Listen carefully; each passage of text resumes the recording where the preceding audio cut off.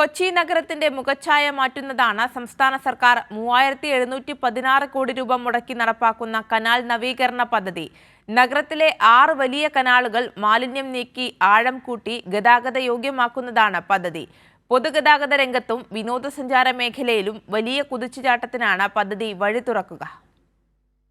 നഗരത്തിലൂടെ തലങ്ങും വിലങ്ങും ഒഴുകുന്ന 6 കനാലുകൾ കൊച്ചിയുടെ ജീവനാഡിയായിരുന്നു ഒരു കാലത്ത്.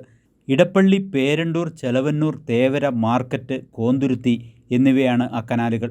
കയ്യേറ്റങ്ങൾ, മാലിന്യം, അവഗണന അങ്ങനെ ഒരുപിടി കാരണങ്ങളാൽ ഇവ നാശോന്മുഖമായതോടെയാണ് നിർണായക ഇടപെടലുമായി സംസ്ഥാന സർക്കാർ രംഗത്തെത്തിയത്.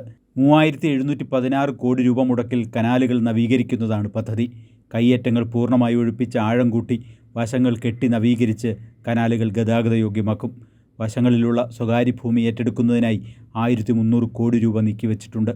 നവീകരണം പൂർത്തിയാകുന്നതോടെ ജലഗതാഗത രംഗത്ത് വിപ്ലവകരമായൊരു മാറ്റത്തിനു കൂടി വാട്ടർ മെട്രോയ്ക്ക് ശേഷം കൊച്ചി വേദിയാവുകയാണ്.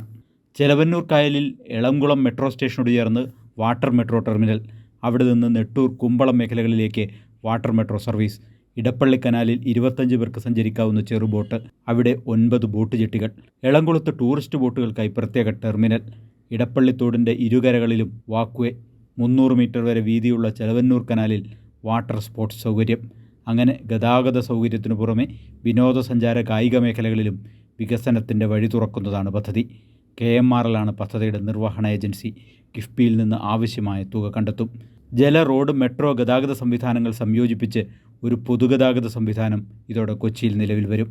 സ്വകാര്യ വാഹനങ്ങൾ നിരത്തിൽ കുറയുന്നതോടെ ഗതാഗതക്കുരുക്കും അഴിയും. ഇങ്ങനെ നീളുന്നു പദ്ധതിയുടെ ഗുണഫലങ്ങൾ.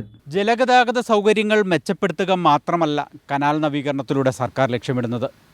കൊച്ചിയുടെ ആകെ മുഖച്ഛായ മാറ്റലാണ്. സാലി മുഹമ്മദ്, കൈരളി ന്യൂസ്, കൊച്ചി.